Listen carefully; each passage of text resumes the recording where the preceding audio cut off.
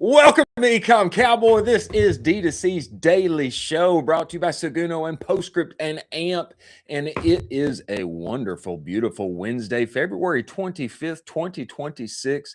And we have got a jam-packed show for you today, talking about one thing and one thing only. What's that? What's now and next in e-commerce, so marketers and operators and founders like you can survive and thrive. Kim K's no caffeine energy drink just dropped, or she officially became part of it as co-founder, bringing biohacking to the masses among the millennials and Gen Z. We are here for it. We love it. We're going to dive into it. And Truff's repackaging for the shelf to communicate what those taste buds are going to feel once you have that premium product. Set off a large internet debate. I think that it's excellent and it's going to mean more in sales. We will talk about it as well. And Graza is going to NASCAR to reach a new customer segment, and they are even more Southern and Americana than me. I am here for it. I think this is an excellent move. We're going to talk about that. And not only this, but Matt Schroeder of Tidal Wave 3PL is going to be joining us, and civil YouTuber gaming extraordinaire is going to come on and talk with us about the creator economy and working together with brands. As always, I am joined by my partner in crime, Colin Doherty. Colin, get in here. Get in here. Let's go. Let's go. You know,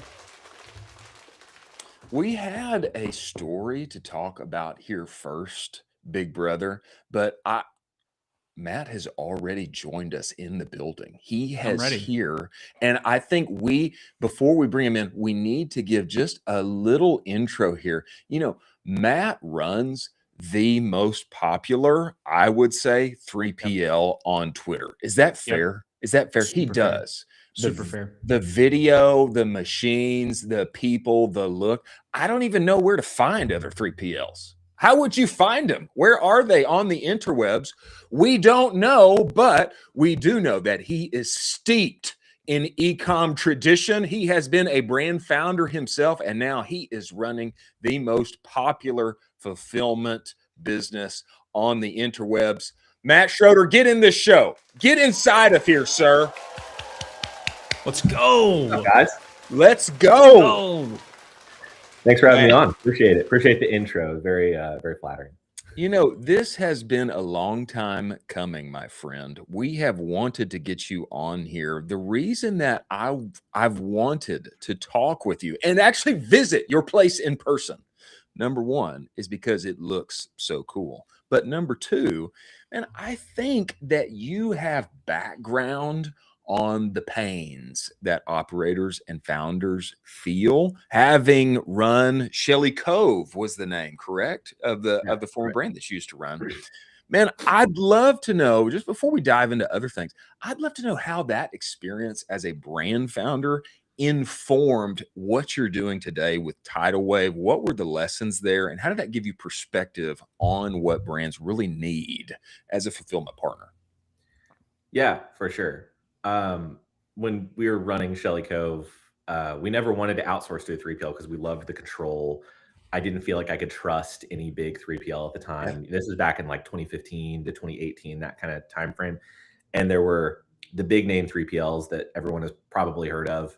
And I didn't feel like we would get the attention we wanted, all that kind of stuff. So we kept it in-house. And so when we started to pivot from running a brand to running a service business, we felt like that was, I didn't have any data around this on if it was true or not, but I felt like that was a hole in the market where it's like, hey, I think you can run a service business and still give brands the feeling that they are still actually in control with, and they are, like, with a trusted partner that only handles a small-ish number of clients so that you can really give them the attention on such a crucial part of their business, the operations and physical handling of inventory. It's such a key piece. Huge.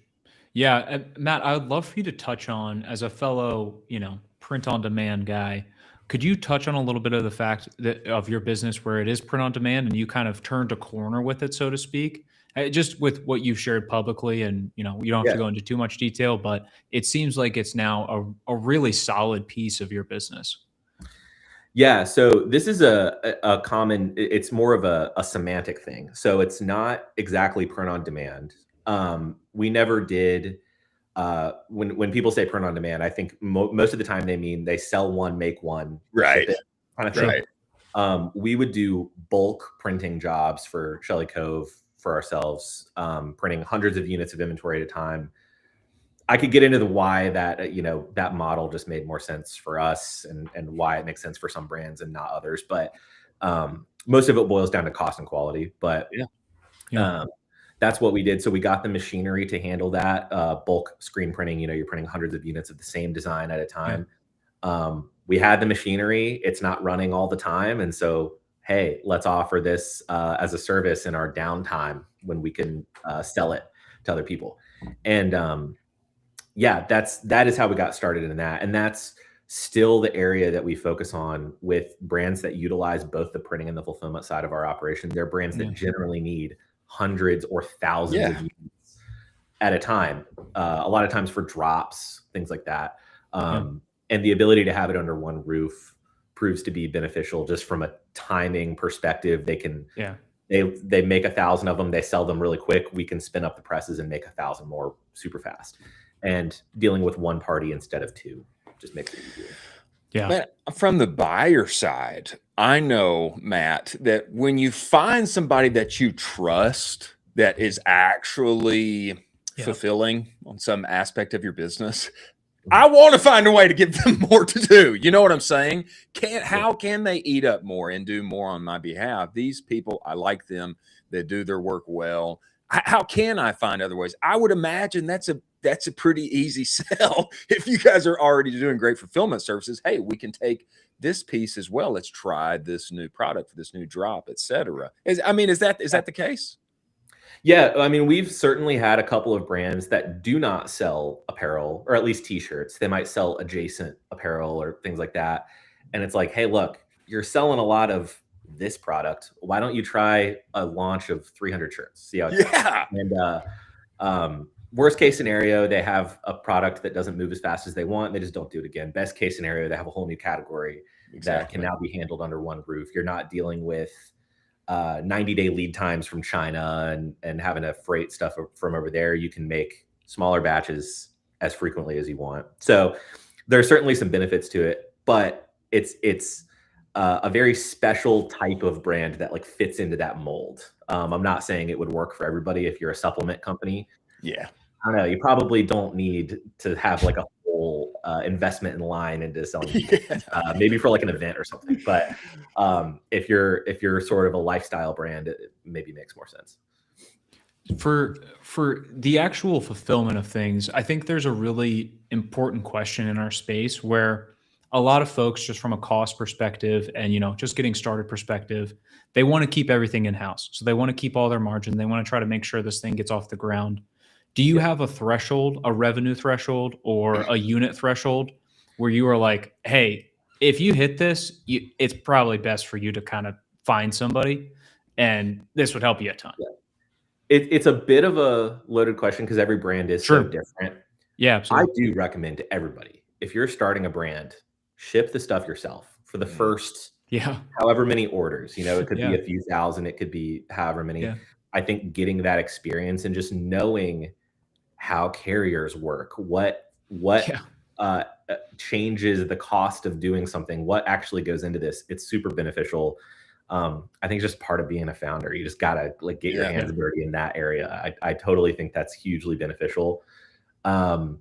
Probably when you have to start exploring, not doing it in your house anymore, like getting a warehouse or getting an employee. Those are like, you can go down that path, but you have to sort of step back and ask yourself, like, do I want to be managing a warehouse and my brand, or do I just want to be managing the growth and of my brand?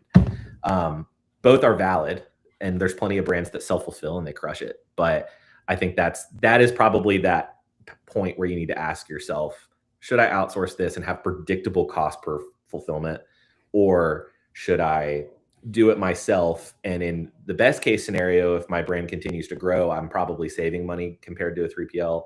Or if I have big ebbs and flows where one month I have 5,000 orders, the next month I have 2,500, I'm really losing it on the 2,500 because I have to pay for the rent and the employees and everything. So I think those are the things to think through. Well, you know, the surprising thing for me, Matt, is that a lot of times, or at least sometimes, the math actually works in your favor to outsource to a 3PL. And I think that's the common kind of thought is, hey, let's save ourselves some money, you know, let's cut our costs, let's, you know, make sure that we have control. But I think the math can actually work in your favor to outsource to a 3PL many times. Is that the case? Yeah, it certainly can. There's a lot of factors that I don't think people put into, you know, you're crunching the numbers on a spreadsheet. You're like, how fast can an employee pack an order? How many can they do a day? All of that stuff. But, you know, you're not factoring in, okay, I need how many computers and how many packing stations and how many, what if a tape machine breaks? I got to buy a new one. Like all those things. And then I think the variability is the big thing that you can forecast all day long, but you, as a brand, you really don't know how much volume you're going to be getting. If you've been sitting steady, I'm just going to use round numbers. If you've been sitting steady at 5,000 orders a month, but then a TikTok goes viral and you get 15,000 orders. Yeah. That's great. You can't celebrate for more than half a second because now you have to find the employees to go do that. Whereas, hey, if that happens, dude, go pop a bottle of champagne. That's my job. I got to figure out how I'm going to ship your orders. And that's why you pay us. And like, we will do it. We have the systems in place to figure out how to do that. And then the inverse too is if you're a shipment gets delayed, you don't have any shipments for 3 weeks, you're just selling pre-orders or something. Hey man, you're still paying for that warehouse. You're still paying for all the employees. You're still paying for all the overhead that goes into that. Whereas with the 3PL, it's like, if you don't have any inventory on hand and I'm not shipping any orders, your invoice is zero until stuff comes in. So that's it's more of a, when things are very, very predictable, I'm sure the math could work out that a brand could self-fulfill and save money. But as everyone knows, things are never predictable. So you're saving on the upside and the downside in a lot of cases. Wow. So I think I know that you're pretty much at capacity right now for you guys, for total clients. I have an interesting question for you as far as, would you take on somebody where they would say, hey, I want to run my own 3PL.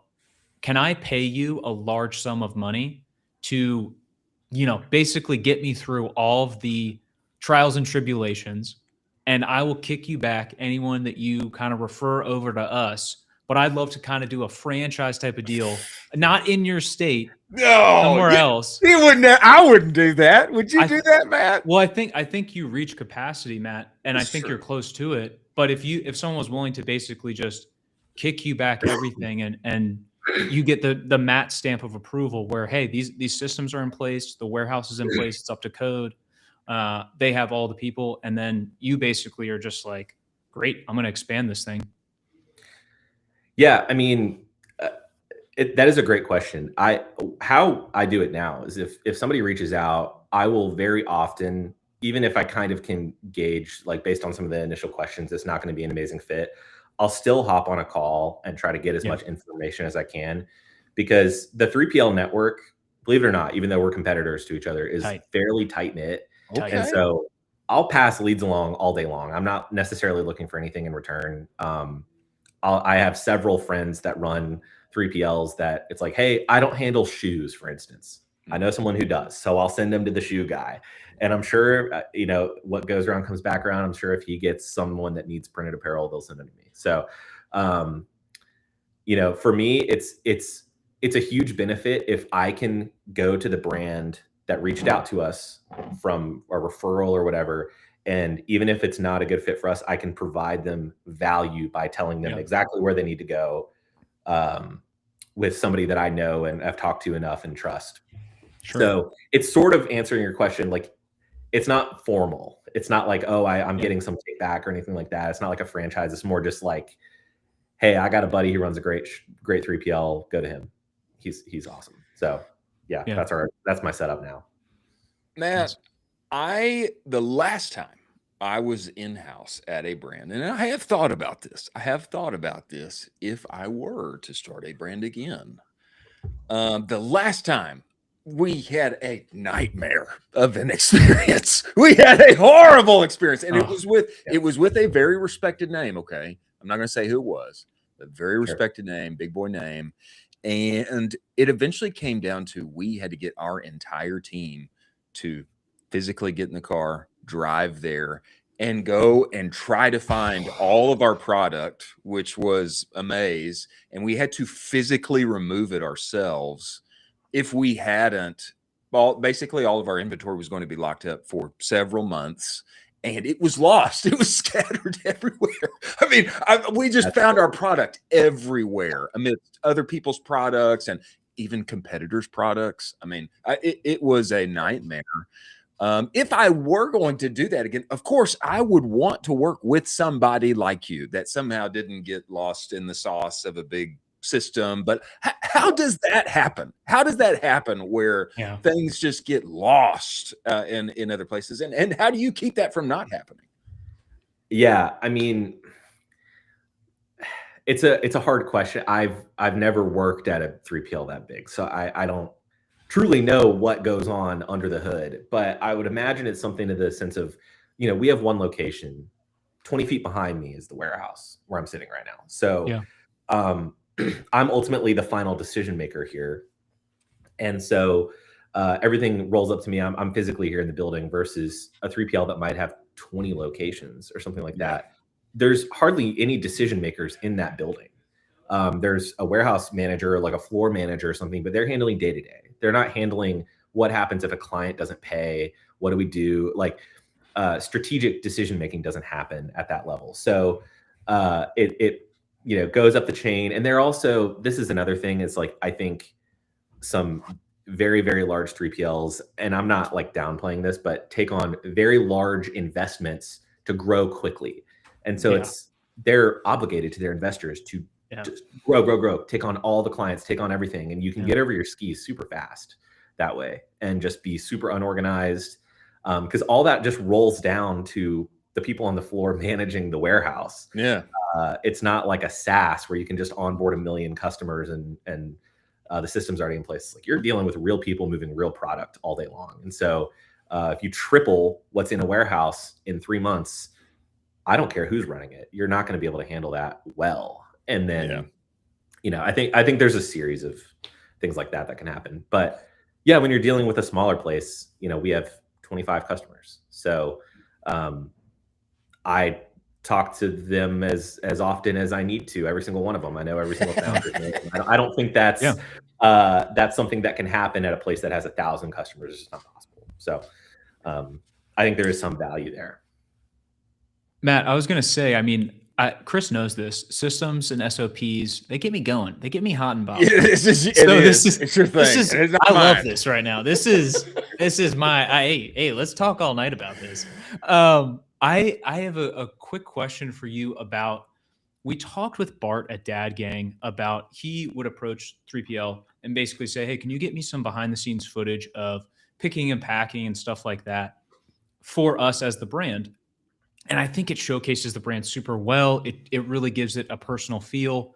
Have you thought about that as an upsell offering to brands where it's like, hey, we'll get someone from our team to do some B-roll pick and pack. We'll send you all the clips and it's going to be X amount per month. We'll give you X amount of deliverables, that kind of thing.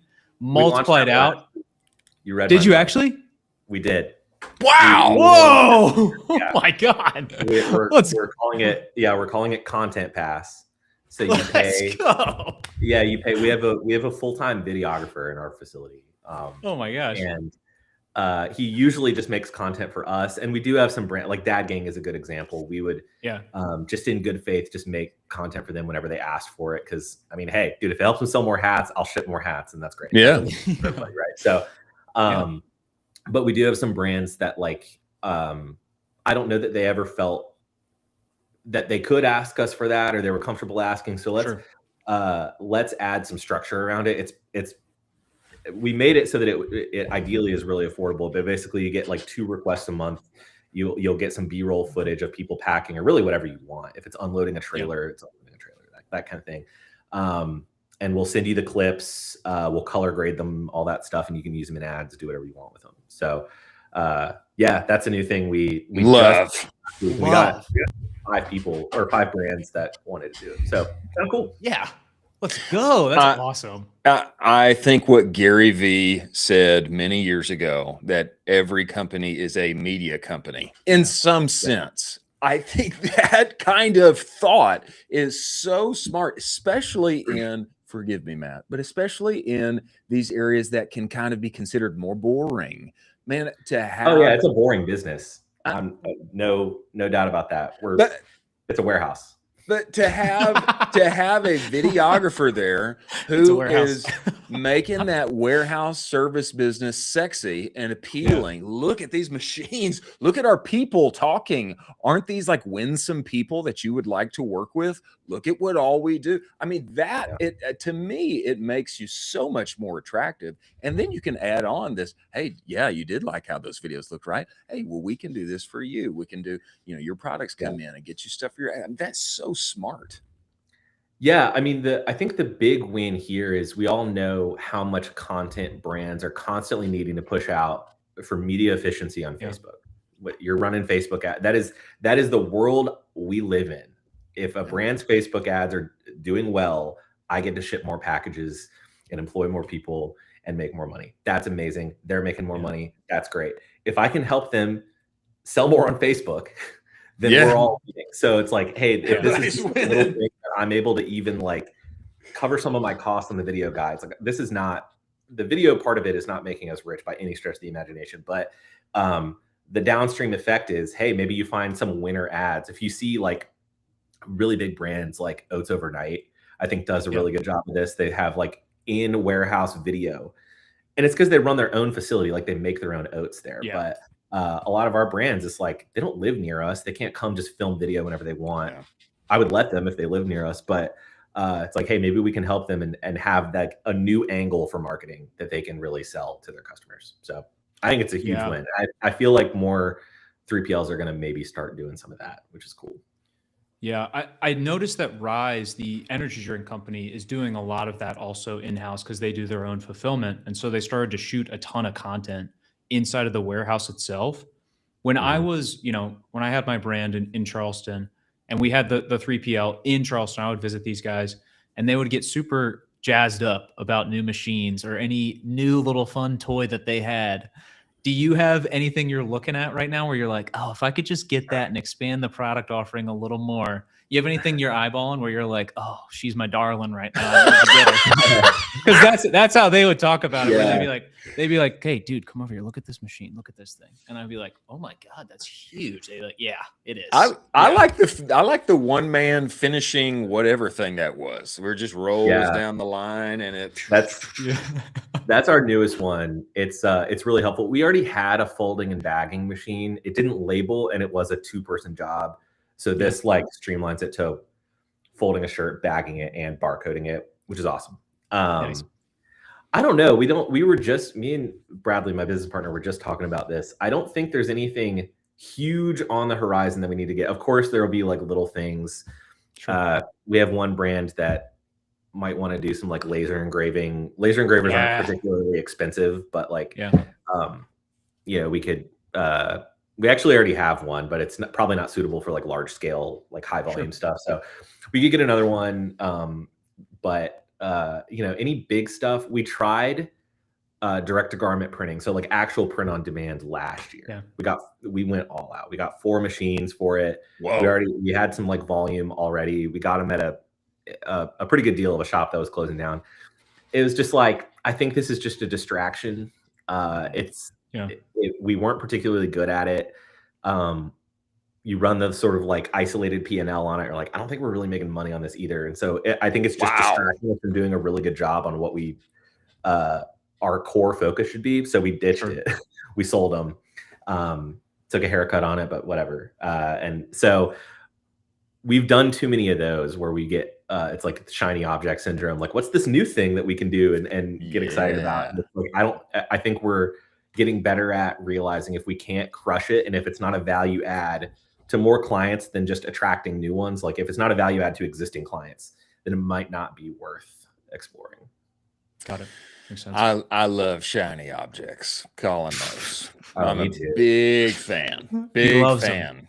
Big Loves fan them. of shiny objects. I think actually my personality is built around shiny objects. I really do think that. Matt, man, we appreciate you, man, taking the time and coming on the show. But before you get out of here, I saw on Twitter there was an invitation for brands who want to come out and check out this thing and take a look around. Is that, I mean, is that still open? Is that invitation still open? That is super legit. I love showing off our facility. I love showing off what we do.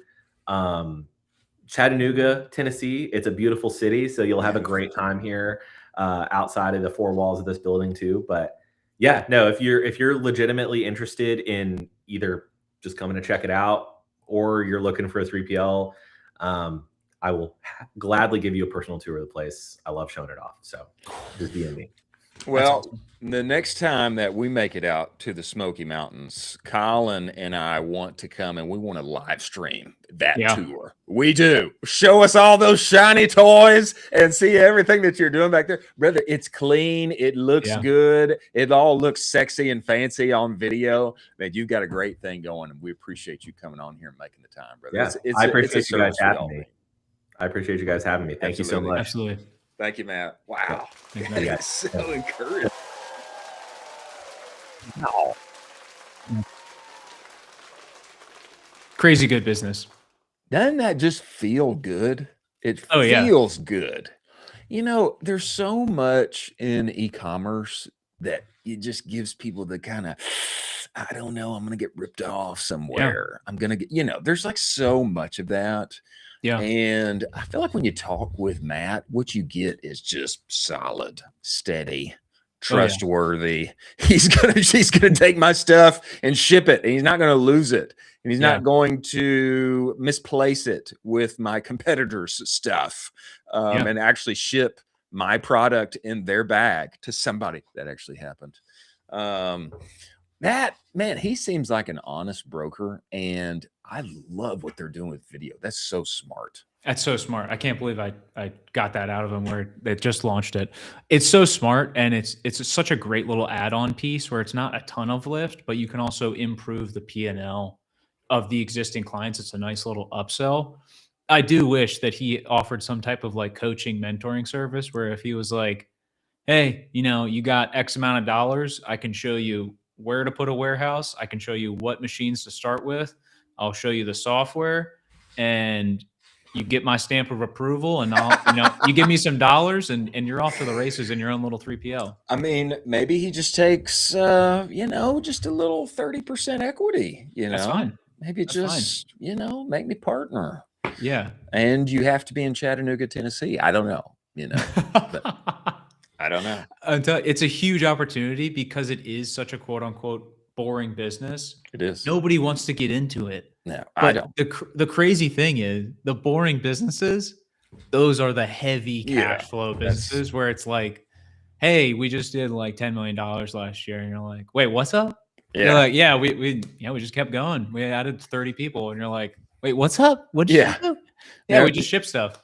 Yeah. Never heard of you. Don't know where to find you on the internet. You know, I feel like this is the case for so many boring businesses. Yeah. But that is not the case, at least for Tidal Wave. You can find him.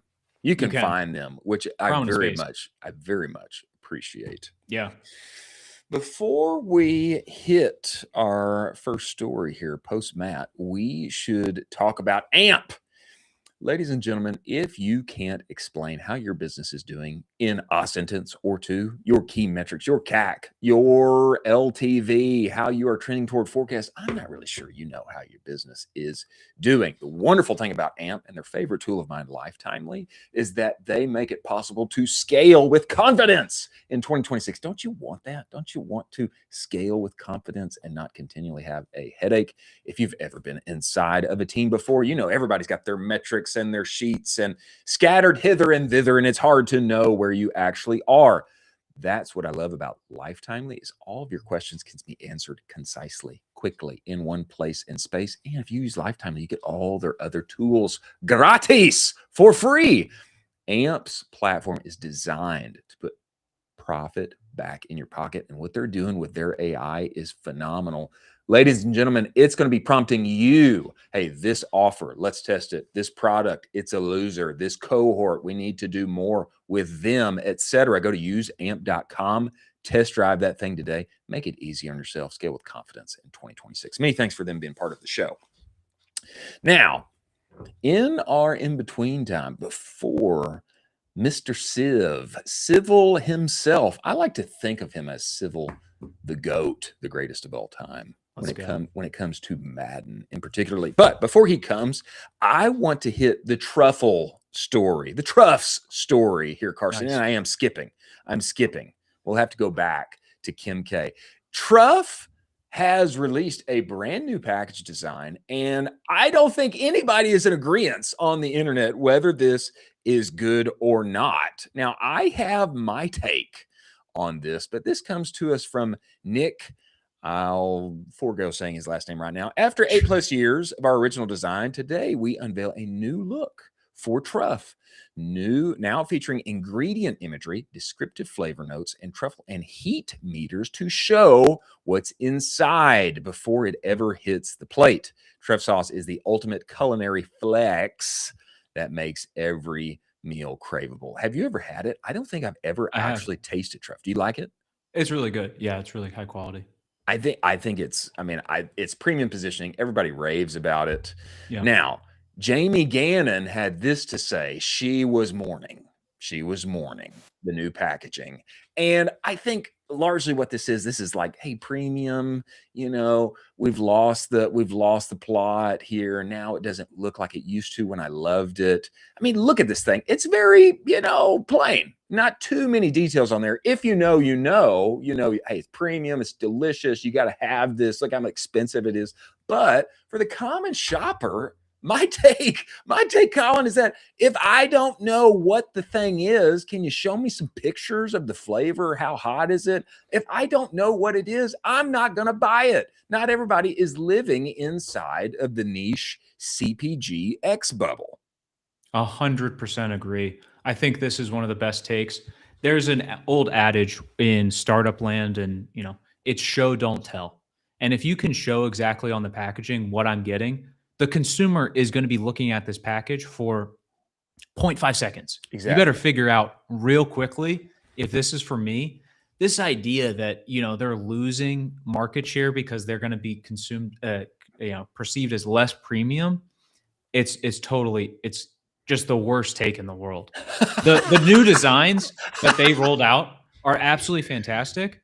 And when they double the business because of these new designs, I don't think anybody's going to be saying RIP. They're going to be saying, oh, this is cool. I get to, have a new yacht now because our new designs absolutely blew up the general population. Yes, exactly. And Nick, how is he? Oh yeah, he's the co-founder. Okay, so Nick is the co-founder. Important guy. He's debuting this packaging. Go back. Let's look at this packaging again. It's great. It's great. So great. It's great. And the thing that's great about it, what's great about it? More colors. Okay. We just learned from IQ Bar, brighten everything, saturate everything. Okay. More colors. I've got can you zoom in on this, Carson? If you can't, it's okay. But we've got actual food flavors on here. I love that one can see. Okay. So I know, what am I going to be tasting in my mouth? How can I picture it? And then we've got a heat meter. How spicy is it? Okay, bring us back here, Carson. Now, a number of people were disagreeing in the comments. Ritz Fit, my man over at the Meat Mafia, he says it does look a little less premium, but it does communicate more. Exactly. That is 100%. The point. That is the point. And then hereafter, the Isaac Med, this is going against the grain here. Everybody was dragging it in the comments. Sure. Oh, no, it's horrible. And then Isaac comes in and says, it's beautiful, crushed it. I think this just comes down to the confused customer never buys. Okay. 100%. And for the millennial mom who may not be living on Instagram or on X all day long. Let's say she hasn't heard of this thing before and she's walking down. She may not even know what truffle tastes like. Okay. And if she's just going to see these plain packages that say Truff, and then it says Truff mayonnaise, Truff pasta sauce, Truff, what I'm not getting much there. I'm not getting much there. I need some picture. I need some more descriptors. I need to be able to visually taste it in my mouth. Show me something. Yeah. Communicate more to me. Tell me what the spice level is. I need more. I get the premium packaging. I get everybody love the OG V.1, but I think V2 is set up for them to go up and to the right and scale this thing to the moon. Absolutely. And, kudos to the founders after 8 years of having the huevos to say, hey, I think we should make a design change. That's a big deal. That's a huge, huge deal. And I will say, I think they landed it beautifully. It's still, upper premium, and they were able to do some, design features that showcase exactly what's inside of it. And I still think they landed that upper premium level. And, shout out to Nick, because he is at the end of the day making these decisions. And this, I promise you, in 6 months is going to be the best decision they ever made. Stick to your guns, Nick. We love it. We love it. And also, Nick, you need to come on the show and we should talk about it. Now, here's the surprise for me. I didn't know that they've been in business for that long. I thought this was like they debuted it last year and everybody loved it, and now it's an overnight success. I mean, it sounds more like they've been, at the grindstone for a long time now, and the overnight success is basically a decade of effort. Yeah, we what we need on the show is either an Ecom Cowboy stamp of approval or a little cattle brand, like an approved, because I approve this big time. This is a great move. Don't listen to the naysayers. You're here 8 years in business for a reason, because you trusted your gut, and guess what? You're going to trust it again, and the business is going to absolutely explode because of it. Don't listen to any of the naysayers, Nick. Absolutely. Nick, we give you our stamp of approval, and that's a great point. We need to come up with like some kind of brand. Actually, it would be cool to physically do it here right now. That would be, but we need to come up with a digital version. Yeah.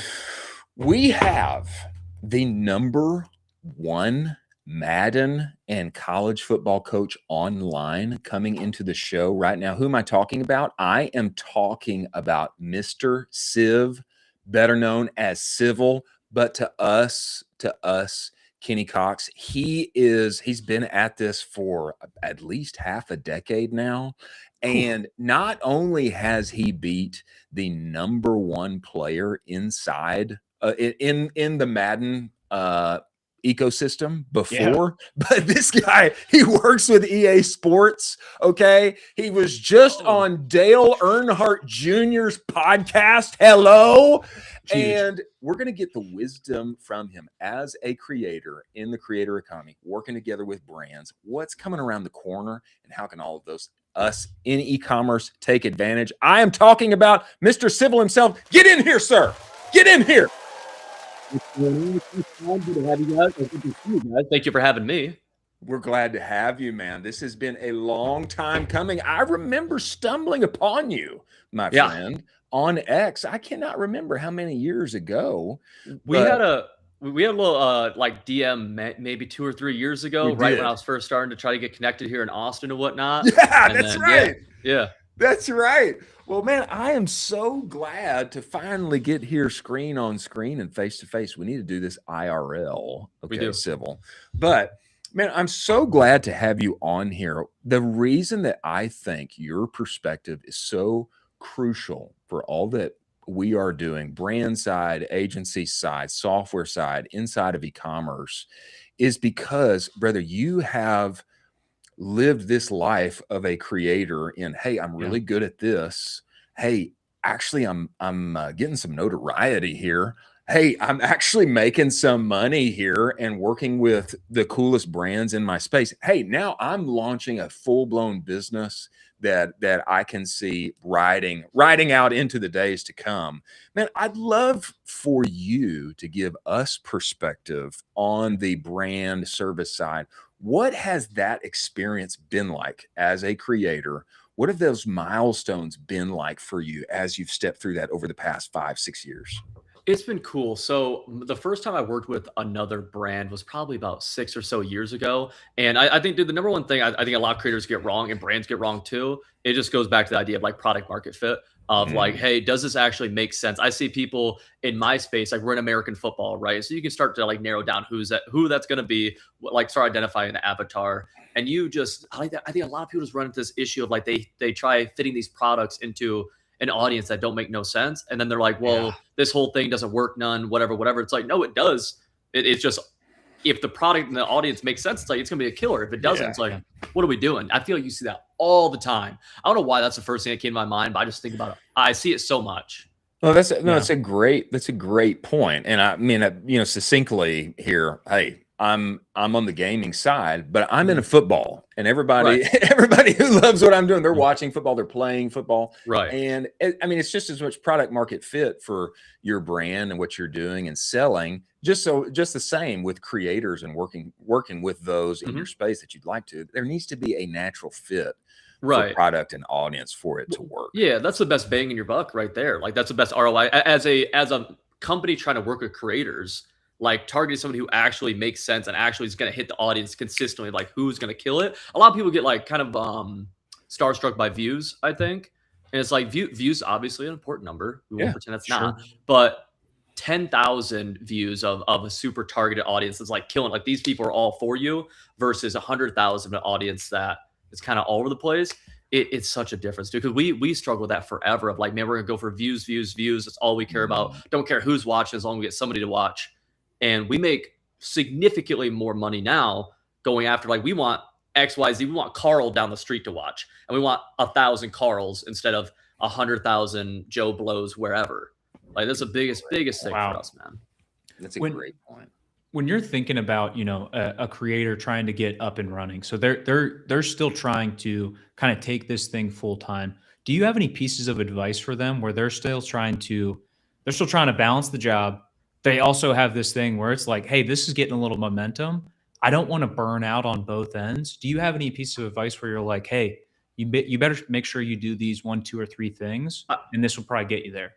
Yeah, from the from the creator standpoint, like trying to get started, like just take money seriously. So many people just don't take money seriously. They don't take revenue generation seriously. They have like unrealistic expectations. Like, I'm going to start making full-time income with no idea of how we're going to get to full-time income. And it's like, dude. And the easiest ways are either one, like having your own kind of product type thing where you could sell whether it's one-on-one coaching, could be like a digital course, or partnering with a brand that fits your target audience, not just random, these people are throwing me a sponsorship or an affiliate, whatever, but partnering with them that fits. Because that's the best bang for your buck. It's gonna be better than any kind of ad revenue. It's gonna be better than anything else. I think a lot of people get stuck on the ad revenue side of things, and it's a brutal business to be in as a creator. We were in it for a few years, and it's just like, dude, it's stressful, it's hard, it's inconsistent, it's just tough. It's a grind. That's a grind. Yeah. Give me your thoughts on this, Civ. I know that, man, you've worked with EA Sports. You've done IRL events, you've been with Dale Jr., all these things. Tell me, how have you seen the kind of brand creator relationship change over the past half decade? Is there anything that is more usual now or more prominent now, or a different kind of angle than you regularly saw, 5 years ago? Yeah, I think I think a lot of creators are like picking up on the fact that like this is probably the best way to monetization is doing your own thing or partnering with a brand that's like very strong with. I think a big one for me is that I feel like a lot of my buddies have done is like aligning with like one key kind of brand or one thing. Like everything we do pushes back to like one big idea. Like that's where all of our stuff is. I feel like a lot of small creators, and especially a few years ago, this would be a thing, right? People are like, they're promoting this thing here, this thing there, whatever. It's just like all over the place. And they're kind of saying yes to whatever deal comes in. And it just didn't, it didn't convert very well because it makes you look kind of like whatever to your audience.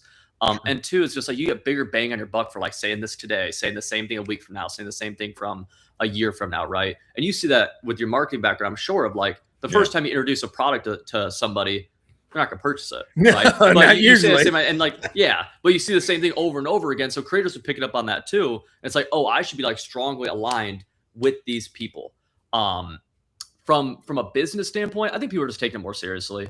It seems like people see like the value, and even like I think a lot of big companies have struggled in the content space. It seems like of like either not having a great identity of like who they are. You'll see some like overdo it on their social media platforms. It comes across like some just like have a super like monotone tone of voice, and it's like, dang, like that's not great either.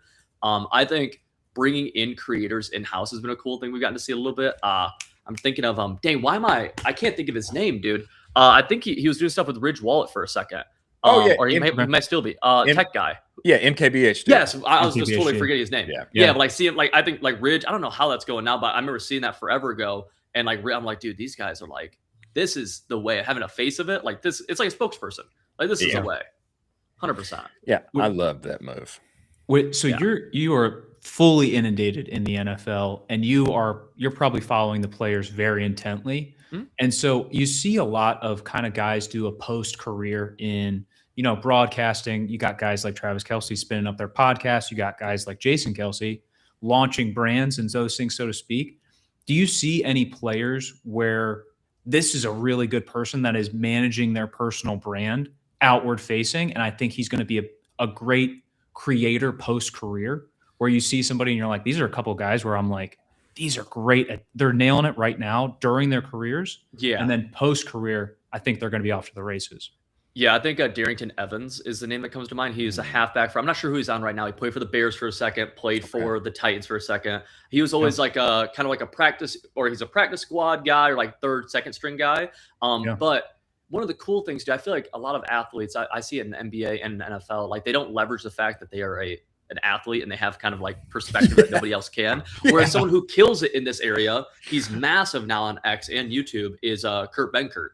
This dude's he's a killer, and he was always he only took like one actual snap in the NFL as a kneel, but like he's in the NFL, like he was an NFL quarterback, and like that's a massive part of his brand, which it should be. He makes it to the NFL regardless, you don't ever play it down. That's a pretty big deal. And he's killing it. He has his own football. His YouTube channel kills it. His X account kills it. He's doing XYZ with a few different companies. He is probably the ideal model for like any athlete. If you make it to the professional leagues of whatever sport, of like, how do you actually build this? Because you have an insane competitive edge. Like I can never even come close to making Kurt Benkert content. I'm not an NFL quarterback. He was.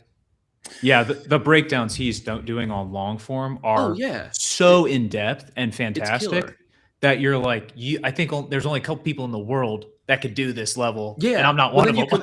Well, like you look at like competitive edges as a creator, you have the same thing in business. Like why would a competitor, or why would a customer choose us over a competitor? And it's like, okay, well, if you can talk on camera pretty well, that is a competitive edge. A lot of people can't do that. And then if you have some sort of expertise that like other people can't get, like one of the things that makes us really good at what we do is like, I'm one of the best Madden and college football players now in the world. A lot of people it's just fact of the matter.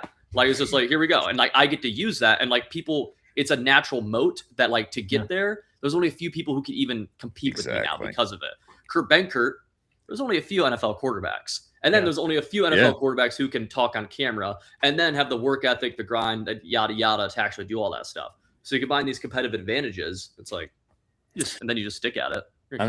That's a great point. Another guy that comes to mind that's in that mold that we used to be teammates when I was very young is Chase Daniel. He was quarterback in Missouri, and then he was a backup for many, many years with the Chiefs and the Saints, etc. Tell me this, Civ. I feel like, and you mentioned MKBHD as an incredible example, kind of at the top. I think he actually got equity. I think he got equity. Yeah, yes, he did. He did. Great move. Yeah, great move. Good move on his part. Good move on his part. God. I think at the bottom, let's talk, more kind of entry level opportunities. And let's say you're, high 7 figures on the e-com side, entering into 8-figure space. I think that a number of brands should take bets on younger aspiring creators who show real promise, but have yet to, blow up in their niche, etc. Take a bet on them, bring them in-house, have them make content for the brand all of the time, and then, hey, continue to support on this other side, on the personal side. Hey, keep doing your thing. I think more companies should bet on young aspiring creators and bring them in-house to make content all the time. Right. Do you think that's smart? No, 100%. We do some similar stuff with the company I run, but it becomes a thing of like the conflict with it is it has to be a win-win. And it has to be a win-win long term too, not just like in the Sure. present moment, because you get to a point where the creator he kills it. He's like, well, why am I even working with these guys Yeah, anymore? that's the I'm on my tension. own. That's And so the you have to tension. find a way to make it a win-win. That's where like Yeah. equity, for example, is like Yeah. super obvious killer, Sure. right? But there's some things as a company you're able to do to make it a real, especially a really easy yes for like a, let's say like there's like the idea of like middle class creators who are like in the, we'll call it like 60-ish K a year to like 120K a year range, where it's like, yeah, like you're doing good as a creator, like you are killing it, you're running your own business, making it around there. But it's like, dude, there's also a lot of pressure on you around that range too, give or take, of course. Of like, dude, if you were to go down a little bit, like you have a bad year, it gets scary, right? Gets Right around sketchy. there, especially you're kind of thinking about trying to scale up. Well, things go back down. Now you're having to maybe let your editor go. Maybe you're having to take some step backs, whatever it might be. And so brands have the opportunity, especially these established companies that know how, just know how like to run a company, like a true company, have the opportunity to like provide some stability into a pretty unstable field. That's the number one thing I feel like all of my buddies who are like just pure creators, who are just like guys who rely on like ad revenue and stuff like that. They're like constantly worried about money, even when they're killing it. Cause it's like, dude, next month, like we got to make another banger video or else we're kind of we're in a tough spot. Like, and so, be able to provide both the financial support and then resources, whether it's like helping out with, I've seen some companies do like helping out with like editors, helping out with like strategists, things like that. That just makes it like, oh, this makes sense for me to grow with you guys. Wow. That's what I would love to see. I would love to see more of those kind of unique win-win relationships come into being. That's the number one thing. Just keep people mutually aligned going forward, and especially like not just today, but also like a year, 2 years. Like, what happens if we both kill it? Because that's the goal. We both want to kill it. And it's like, does this partnership make sense right now? 5 years from now, we both kill it. If it doesn't, then I, as the company, or I, as the creator, need to take a step back and say, well, how do we restructure it? So we do. So we're both going to kill it long term, and we don't get this weird like, I'm kind of mad you're doing so good. Yeah, now you're gonna want like, you don't want that. That sucks. Yeah. So you're obviously very within your category. You have your niche of what you do extremely well, and you probably see other categories from afar. You can kind of see them, and you're like, I can see how that space is doing.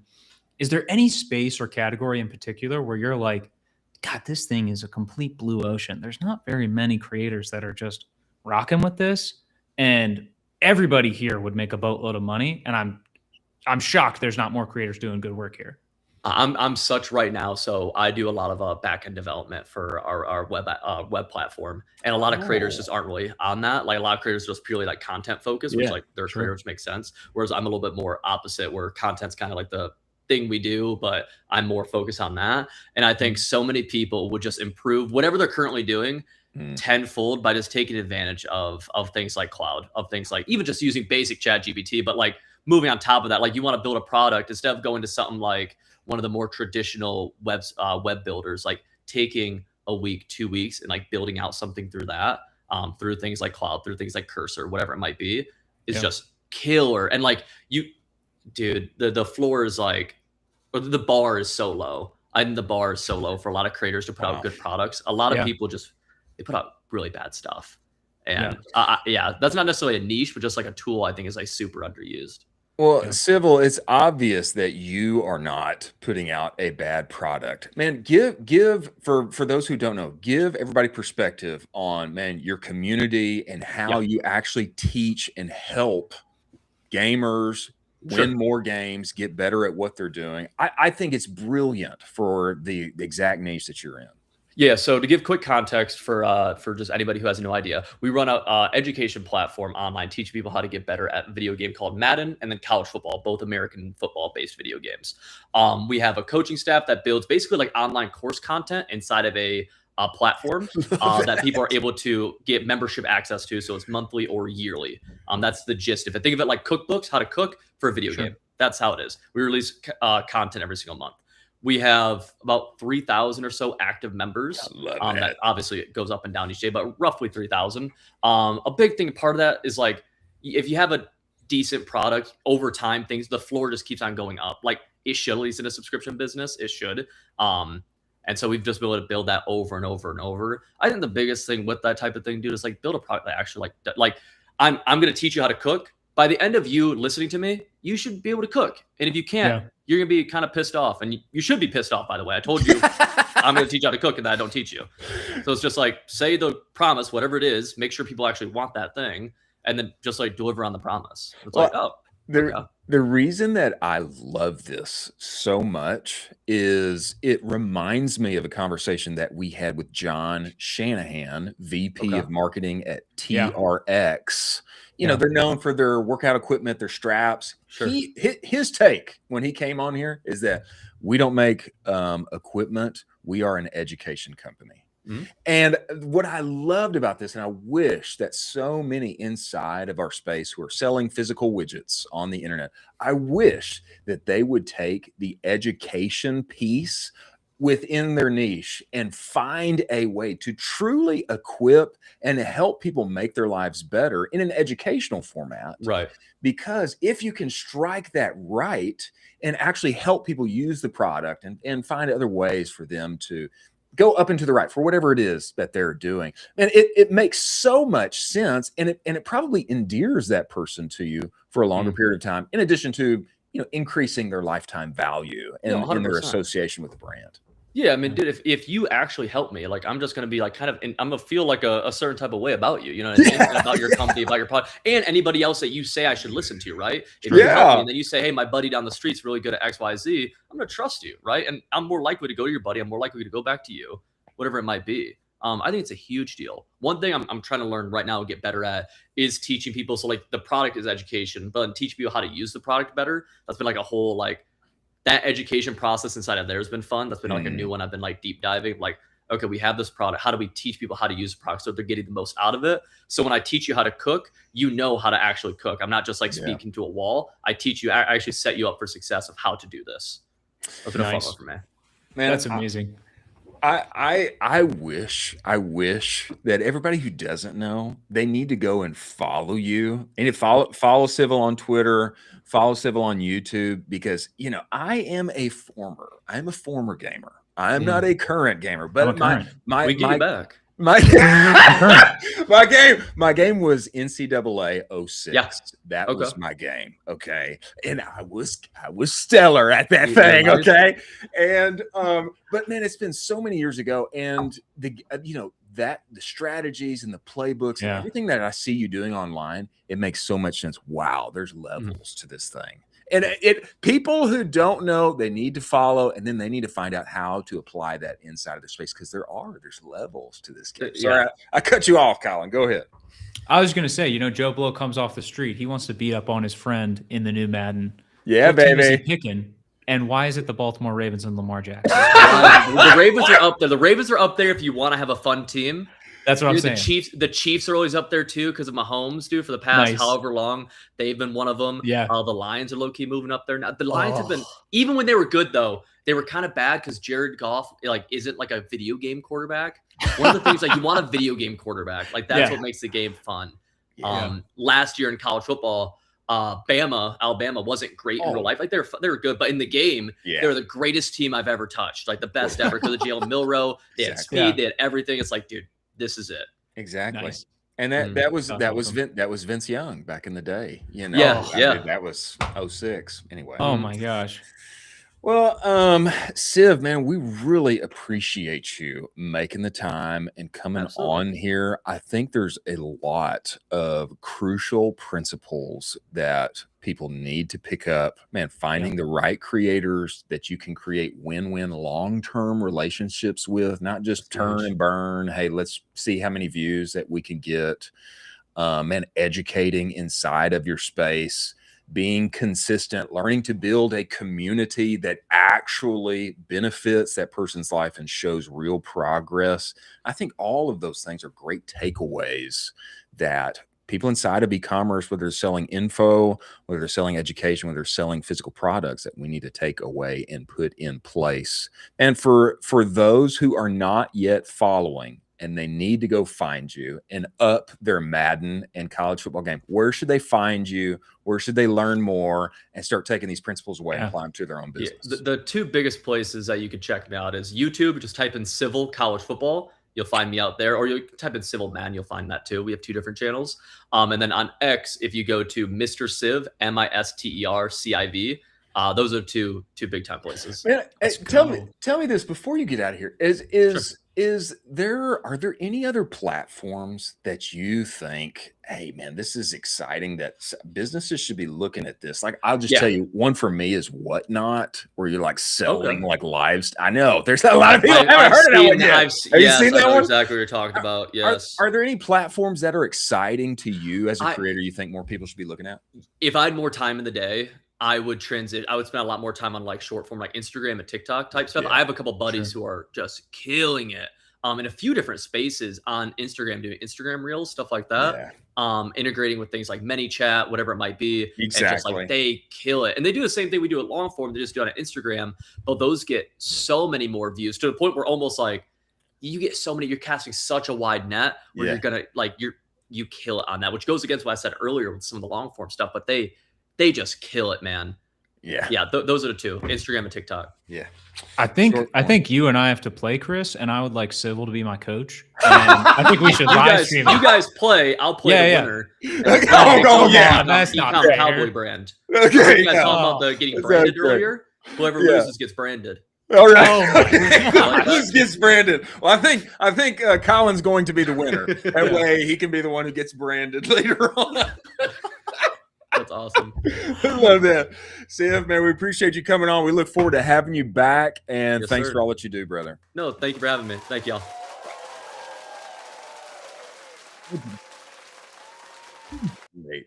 He's great, man. So good. Boy, he's a fast talker too, boy. He's got a lot to say, man. Yeah. That's a creator. Creators know how to talk a lot faster because they know about the attention span. So they're ramping it up. That's how you got to do it in 2026, folks.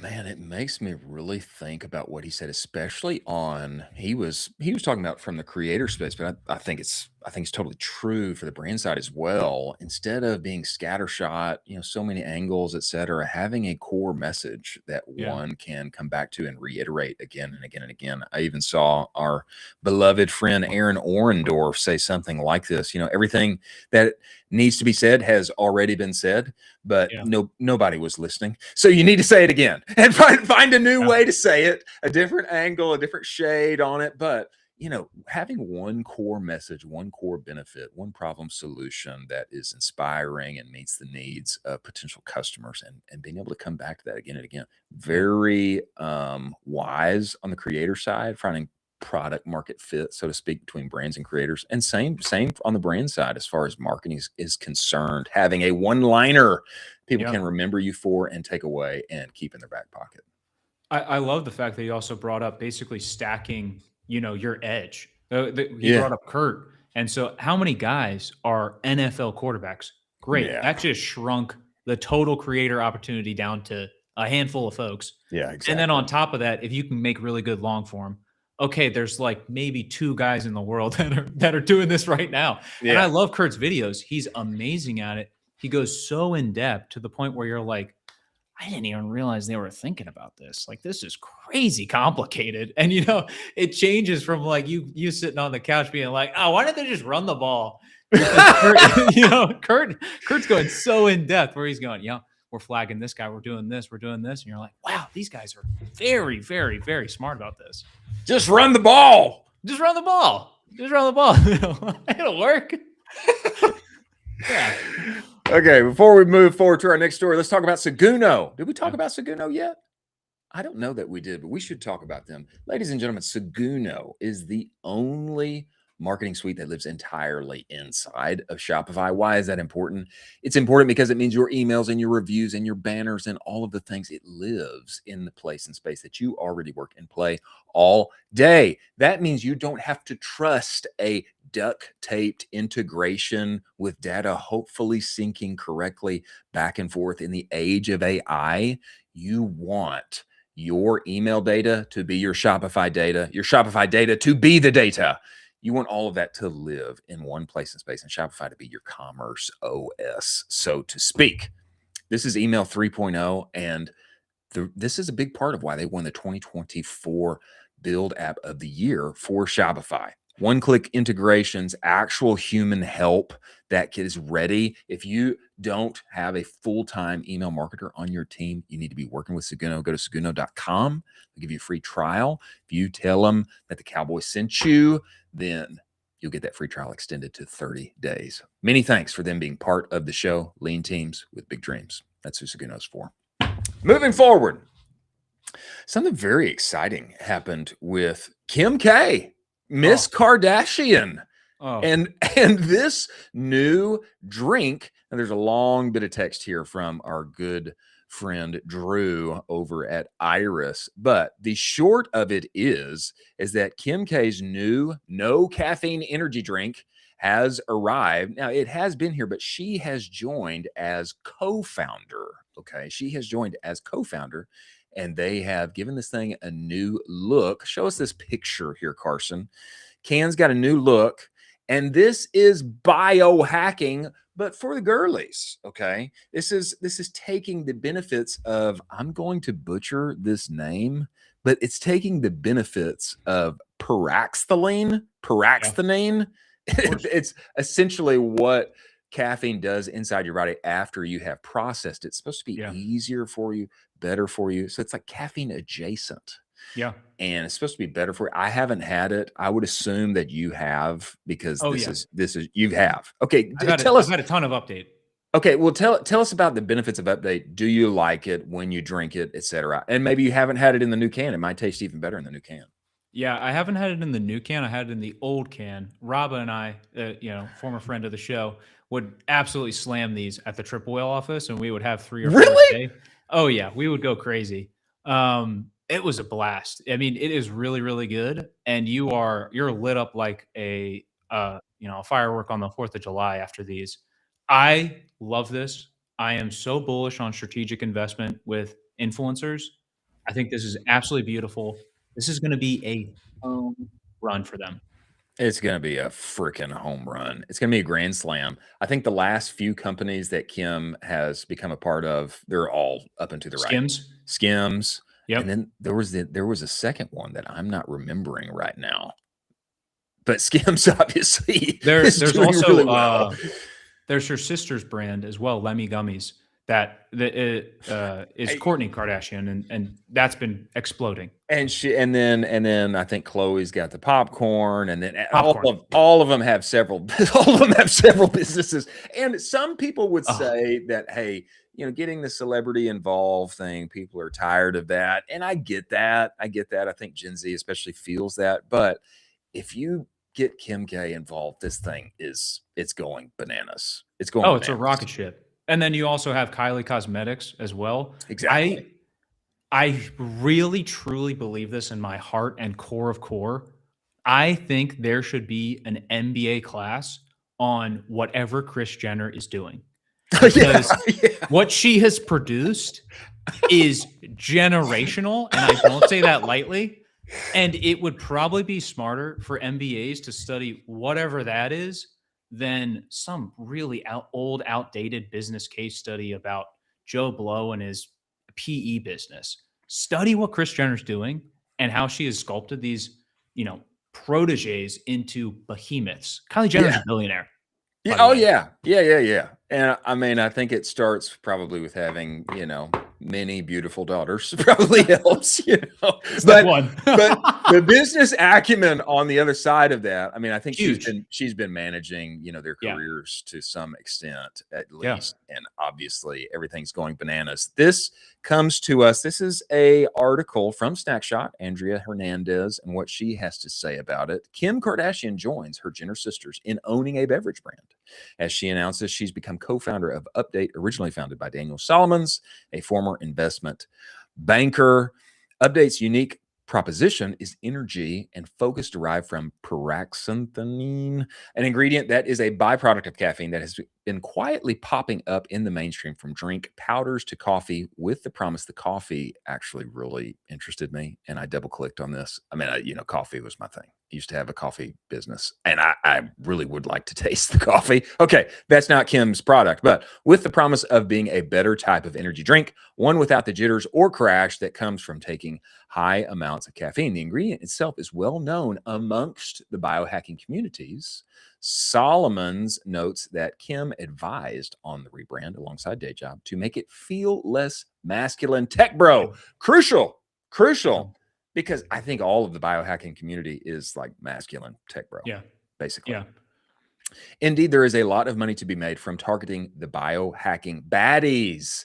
Biohacking baddies. This is I like this terminology. I love it. I like this terminology that Andrea is using here. The biohacking baddies. See Alani News acquisition and Monster's new brand Flirt. You really should look at this Monster's new brand Flirt. I did not know that this existed, but it is so much. It is so much for the biohacking baddies, Gen Z biohacking baddies especially.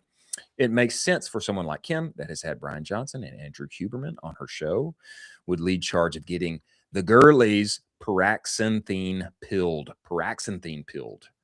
Kim's getting the girlies, the biohacking baddies, paraxanthine-pilled. The brand feels very Skims coated. Co-founder of Day Job told me the brand is Kim. We were the conduit. We were the vessel, when commenting on their role in Update's new look. I think all of the things mentioned here, so smart. Riding the wave of biohacking.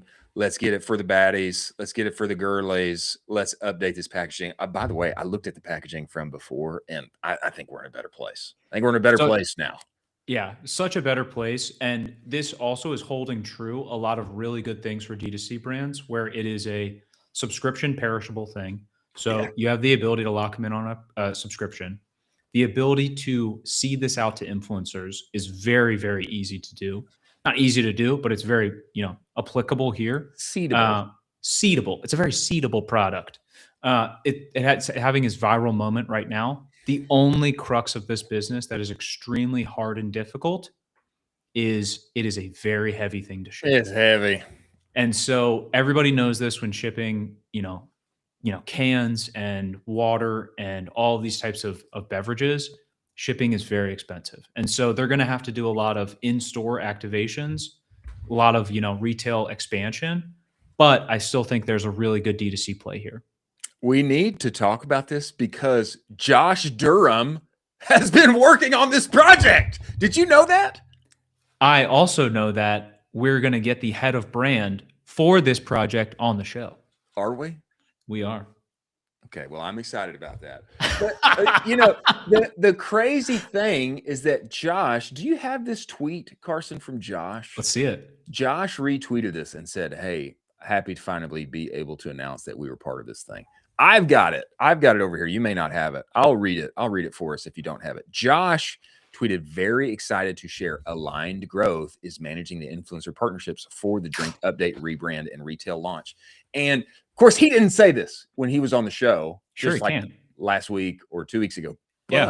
But if you'll go back and listen to that thing, he kept dropping hints. He's like, if a brand is like really wanting to do a retail push, and maybe they get like Kim Kardashian involved or something like that. Just a little breadcrumb here and there. And at the time, it's like, oh yeah, well, I mean, if you can get Kim involved, get her to a store, obviously everybody's gonna love it. The guy was actually talking about just a little bit in a hidden way what he was actually working on.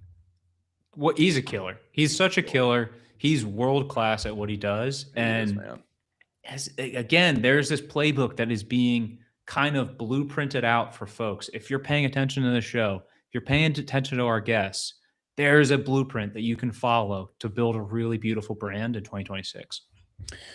Before we move on to our last stories of the day, and maybe ad versus ad if we still have time, before we move on, focus is an amazing thing, ladies and gentlemen. I'm talking about Postscript. When you focus and obsess on only one thing, you get outsized results. That's why Postscript, on average, when people make the switch, they see a plus 22% increase in revenue. They're the only SMS partner who is going to try and make SMS your #1 revenue generator. And I know many of you right now, you have a partner or a solution that does about 6 or 7 different things for you all in one shot in a higgledy-piggledy way. And what happens is that you get higgledy-piggledy results as well. Why? Because you got 6 or 7 things they're all trying to do in one shot. Not Postscript. They are intensely only focused on SMS. And I'll say when I made the switch, I didn't get plus 22% increase in revenue. I got a lot more than that. We went from making almost no money on SMS to being a top 1% account on their entire platform inside of a year. If you go to postscript.io/SMS-benchmarks, you're going to get their benchmark report, your vertical, your revenue band, what's normal for you to be doing on SMS in terms of revenue. How can you get up and to the right? Work with the people who are obsessed about what they're doing. Make a few more dollars for your pocket at the end of the day. Many thanks for Postscript being part of the show. Now, as we move forward here, Graza is going NASCAR, baby. This is the marketing moment. I don't think anyone expected, for sure not me. Graza is going to have a NASCAR dripped out in their logo, in their branding at an upcoming race. Show us the next comment here, Carson, because I think this gives us great context. This is a comment below that Andrea, this comes to us from Snackshot, from Andrea, and what she had to say on it's for the Circuit of the Americas right here in Austin, Texas, baby. Okay. And yes, very real. This is not fake. I'm fascinated by Graza really investing in their presence in the South. Now, I will say this as a Southern born, Southern bred man, NASCAR is so deep into Southern culture that it's even a little too far for me. Okay. All right. When I was growing up in the 90s, you know, late 80s, early 90s, mid 90s and beyond, there was no NASCAR. There was no track. Okay. Yeah. Texas Motor Speedway was the first one to come. It was really core of core deep South. Okay. Yeah. And, now we've got Circuit of the Americas here. We got Texas Motor Speedway, but I love this. Okay. And I love it because it's so outside of the box for me. So outside of the box. I would never expect D2C sexy olive oil brand to go and create a NASCAR for this upcoming race at COTA. To me, I love this. This is like a moonshot in my mind. It's like what Robert talks about. Let's take a moonshot. We want more Southern people to use Graza and pick it up at HEB. Let's go make a car at the upcoming COTA race. I love this. What are your thoughts? I think this is a swing and a miss. Oh, no! Get out of here! Unfortunately, I think it is with how Graza is aligned with their ICP. And I would have selfishly wished that they would have done something with F1 instead, given the rise of Drive to Survive and how it better aligns with their current ICP and their positioning within the current market space as a more premium brand. I think they should have kind of gone for that angle instead. I don't quite understand it, and I don't think there's going to be an impact to the P&L. A rare L for you. Rare. We'll see. Rare L for you. And here's why I will say that. Formula One, of course. Hey, sure. So premium, so global, so snooty. But they're trying to reach people in the South. They are trying to reach people in the United States that are not already a part of their core ICP. They're trying to reach a region. And if you go F1, even though it's going to cost probably 100x more money, and you're probably only going to get just a little bitty patch on somebody's uniform. Yeah. I get it. It's status. 8 Sleep did it. 8 Sleep is now on somebody's car. I can't remember who. Pretty cool. Very cool. Very cool. But is that going to reach those Southern daddies and mamas that are in the grocery store and make them just upgrade that olive oil piece for their table, for their dinner? I'm not sure it is. I think NASCAR is going to do that much more effectively than F1. I would argue that they shouldn't take that angle. They should try to ride the wave of popularity. And if you bring up, I would love, Carson, if you have time to bring up a Google Trends of NASCAR search term inside of Google Trends, and then F1 inside of Google Trends as well, and show the two graphs, I could be totally wrong. I could be eating my own words here, but I bet you one of those not named NASCARs up into the right end of the stratosphere. Well, I'm sure it is. I'm sure it is. Sure. But yeah, I mean, I think the take that you're really taking is that don't go for the people in the South. Don't worry about I love the people in the South. I absolutely I love the South too. I live in the South. You live in the South, big boy. But I would argue that their positioning doesn't make sense for this when they could have done something else that more positions with the current brand identity. Okay. Well, we shall see. We shall see. And we should have somebody from the Graza team on to report on it. Let's do it. Because I think this is awesome. I think it's so cool. Unexpected for sure. Yeah. And that's partly why I love it. Okay. Last, before we hit ad, if you still got time. Let's do it. Let's do it. Last one before we hit ad versus ad. Mac Minis are coming to Houston, Texas. And I don't mean to buy. Mac Minis are coming to be manufactured in Houston, Texas. And you can see it somewhere in our ticker. Why don't you show us the video, Carson? Just show us the video, because this is a celebratory moment.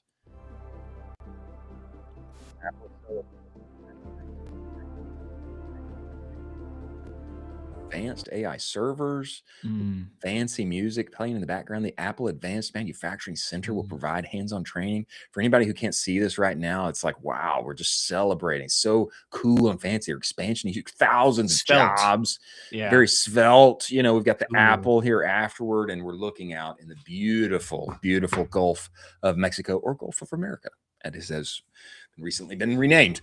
I love this. I love it. You know, of course, I'm from here.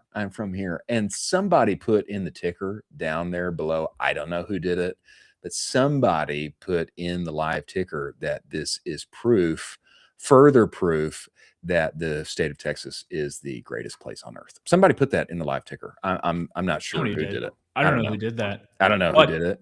This is further proof that Texas is going up and to the right. It is. And everybody should take a little listen.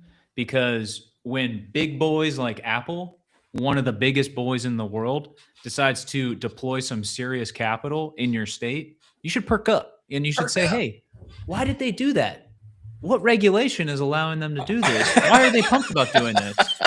And maybe if your state is looking for some more cash, you should copy somebody like Texas. There it is. Look at there. The state of Texas continues to prove itself as the best place on earth. I don't know who wrote that, but very smart. And Texas welcomes thee. That's what I'll say. Yeah. And also, Texas is becoming one of the top places to move to in the United States for the past, I think, 3 or 2 years running now. Yeah. It's hot. Only recently overtaken by North Carolina. That's true. Yeah. Good on you. Let's go. Smart sense, you. Okay, ad versus ad. Wait. Oh gosh, we're not going to be able to play the sound. We're not going to be able to. Can we play the sound, Carson? Can we you can just play it. the sound for us? Let's play the sound for ad versus ad. Okay. Can you play it, Carson? Hit it. Let the fight begin. Fight me. Fight me.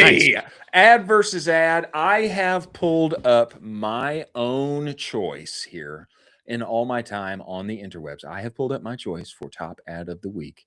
Colin has done the same. I can say that I have seen both, and I'm very sure that I'm going to win again. I will make. Why don't you go first? Why don't you go first? Make your argument. Explain. Then I will do the same, and then we will have Carson give us a score at the end, and we will have another winner here for this week. Is that fair? You like those rules? Let's hit it. Okay, let's do it. Okay, Colin, your ad first. Show us Colin's ad, and let's give him the floor. Oh, yeah. So right now we have Create Gummies. Immediately right there, you have social proof. You also have some locations on where you can get it from, so you know that they're in Target. You also have immediately world's first creatine monohydrate gummy. So there's even more social proof on top of that, establishing authority. This hook is also fantastic. It also shows you the product. It's extremely thumb stopping. on top of that, in the background, it's showcasing that there are multiple flavors. So if you don't like green or any of those types of flavors, it's showing you that there's going to be 4 different flavors for you to choose from. Also, on top of this, that's not being shown, which I think is extremely important, is the fact that it is in the copy itself. It's saying basically that, these gummies are exactly like candy. They taste just like candy, but you can get your creatine in, and it's super easy. They're showcasing them. It's awesome. I love it. You can put this out on all of the best platforms. You can put this out on Instagram. It's a vertical video. It goes everywhere. You also don't need any audio as well. This is just music. And so this is a show, don't tell type of thing. This is a home run ad. I think it's a great ad. I think it's a great ad. And you bring up a good point there. So in the ad copy itself, it is advertising the taste, talking about the flavor. That's good. Candy. That's good context. That's good context. I agree with you. Great ad. Great ad. Now, I'd like to show you an ad that may be going into the Hall of Fame. Okay. That's it. And we need sound for this, Carson. We need sound for this. I want to give it just a little bit of context. Daniel Ocon shared this, and oh my gosh, I knew that. I'm going to read what he said. Drop shippers have no morals. Which one of you runs this? You know the ad that you're about to play. I feel good about my odds because this ad is horrible. Drop shippers have no morals. And the reason that he is saying that is because it is a very effective ad. Okay. Very effective ad. Oh my gosh. Now, we're not getting into the background here. We're just talking about the ad itself. Carson, I'd like you to play this. I will narrate for those who need narration and are only listening right now. Go ahead and play this for us, Carson. Can you rewatch this twice so I don't have to shut down my workshop? Hello, everybody. Hope you had a great day today. Old man talking, working on his wood, doing some woodworking. Please watch this so my small business doesn't stop. Would you buy this? And then look at this fancy, beautiful woodworking at the end. Beautiful man array. And we've got the soft, gentle music bringing us into old man walking into the shop. And he's such a sweet guy. He's probably 92. Okay, barely stumbled in. He's working on the thing. And please rewatch this so I don't have to close my shop.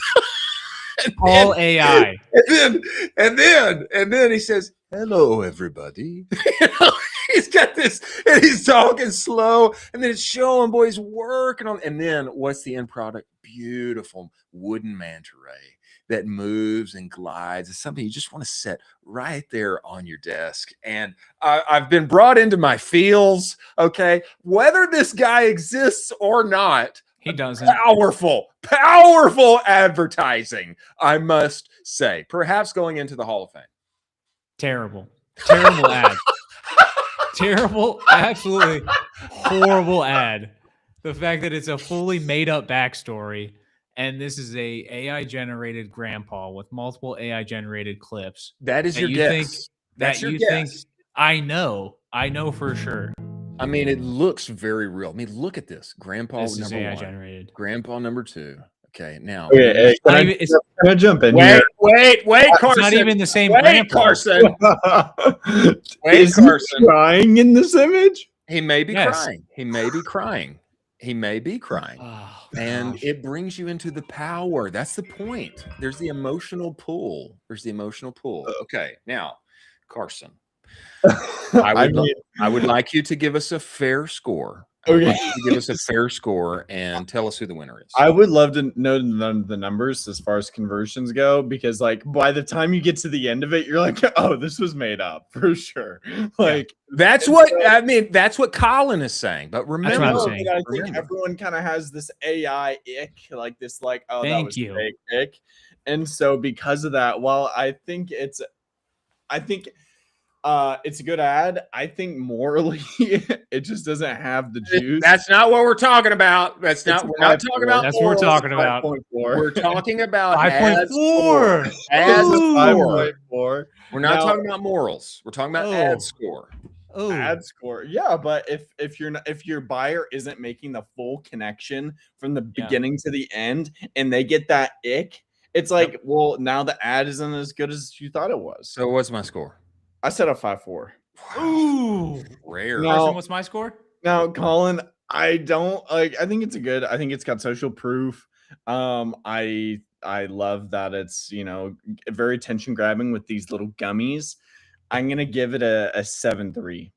Wow. Solid. That's bigger than a 5.4, I think. You know, I if it weren't for the moral aspect of it, like if it was legit. Well, right? okay, all right. But So, like, all why right. would a grandpa lose? My turn to talk. My turn. My turn. We're gonna have to set the rules here, and we're gonna have to get our guardrails up because obviously, Dana White does this every now and again. He has to refer to the UFC judges, what's going on with them. Yeah. Obviously, something's happening with our judge here. I'm not sure what happened, but we're gonna have to have a little talk and put some things in place for next time. Rare L for you, Carson. Rare, very rare. Win. But I guess I'll take my L for now. But a rare L for you, Carson. I still love you. But let's go. Let's go, Dan McCormick at Create. I could have gone. I could have gone a different route. Chris, how many grandpas do you know that like lose their backyard workshop? Like this is like look at this. Look at this. This is like your backyard. Like, is the house getting foreclosed on or something? Brutal. That is what makes it. That is what makes it powerful. Okay, you have to bring people in, and then you drive home the point. And this ad did that spectacularly. Okay.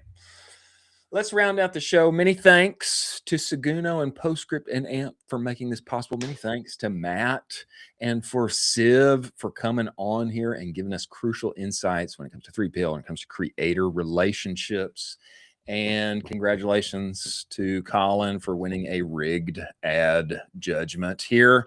The good news is tomorrow is Thursday, and we will be back with you. Many thanks for joining us, and we will see you on the other side.